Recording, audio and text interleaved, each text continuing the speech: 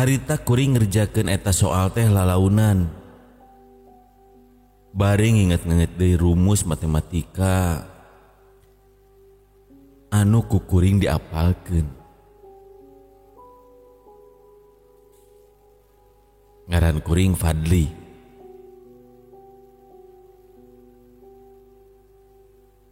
Kuring boga pangalaman zaman kuring keur sakola anu moal bisa kapopohokeun nepikeun ka ayeuna.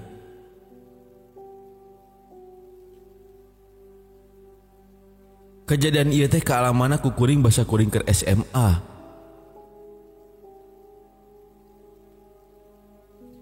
Caritana poe harita teh poe terakhir kuring jeung sakabeh babaturan kuring ngajalanan ujian akhir semester.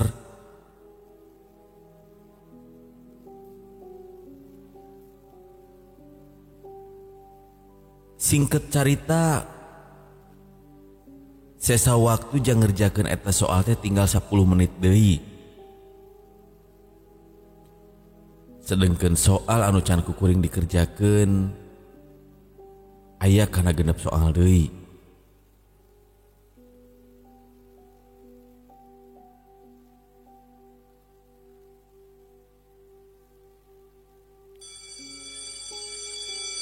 Sora bel sakola tanda keluar kelas kadang jelas ku kuring.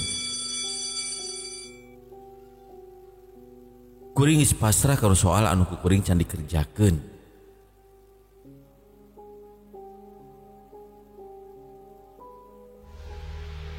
Harita keneh guru pengawas datang nyampeurkeun kuring anu maksud rek nyokot kertas kuring tuluy manehna nguriling ka tukang jang nyokotan soal anu lain.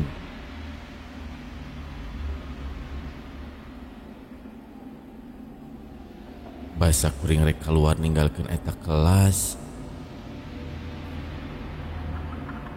Ujug-ujug salah saji babaturan kuring anu seserian tapi serina teh mah tapi kasieun.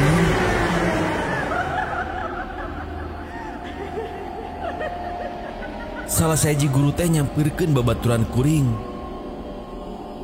Tuluy guru kuring teh nanya ka babaturan kuring. Sa. Kunaon dia teh? Sok seserian tepugu. Tapi babaturan kuring eta teh teu malirek kana pertanyaan Pak Opik. Manehna andun kalah molotot bari ngamiringkeun sirah manehna melong ka Pak Opik.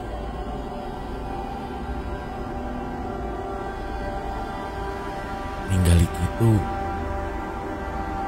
Pak Opik indit keluar kelas anu maksud rek ngageroan Pak Asep, guru agama. Tapi sacan keluar manehna menta ka kabeh anu aya di dinya jang ngajagaan babaturan kuring eta. Dilihat inditna Pak Opik aya salah saji babaturan kuring anu ujug-ujug gogorowokan teu pupuh. Manehna ngagorowok bari ngajedug-jedugkeun sirahna ka nu meja. Tuluy nyabokan beungeut manehna sorangan.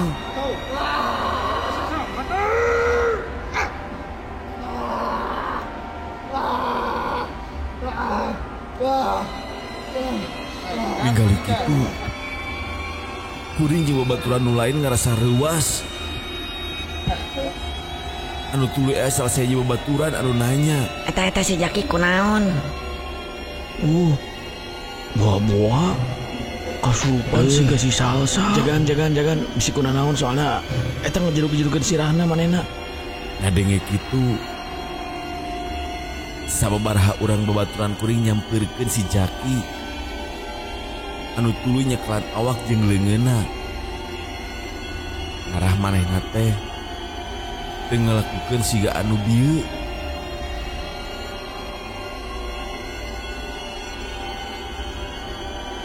Heula teh harita Pak Opik jeung Pak Asep asup ke kelas. Anu tuluy Pak Asep teh ngubaran si Salsa jeung si Jaki. Bismillahirrahmanirrahim. Wa anna dhananna annan nu'jizallaha fil ardi wa lan nu'jizahu haraba. Bismillahirrahmanirrahim. Wa anna dhananna annan nu'jizallaha fil ardi wa lan nu'jizahu haraba. Singkat cerita, babaturan kuring anu tadi kasurupan teh geus cager ayeuna mah.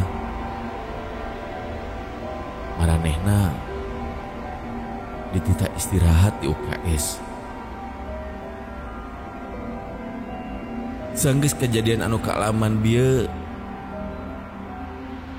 Pak Asep nyarita cenah kejadian bieu teh emang mineng kaalaman ku sakabeh nu aya di sakola.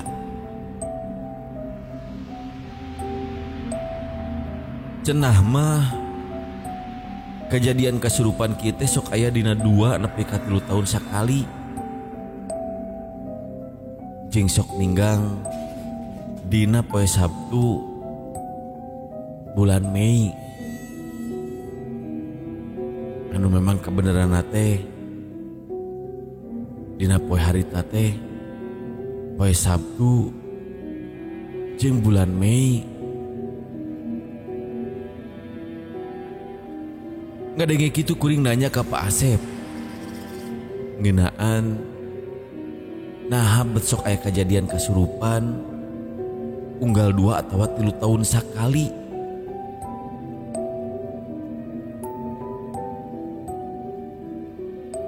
Pak Asep oge nembalan cenah mah pedah baheulana ieu sakola teh dibangun di luhureun kuburan massal.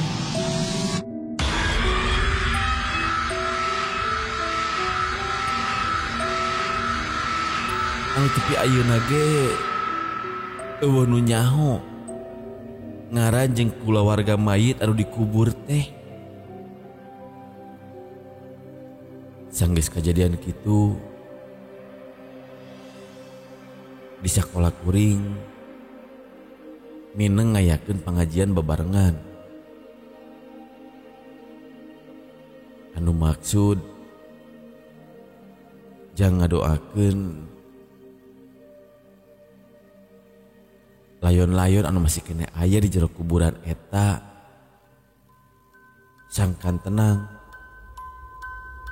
jeung supaya kejadian anu siga bieu teh teu kaalaman deui.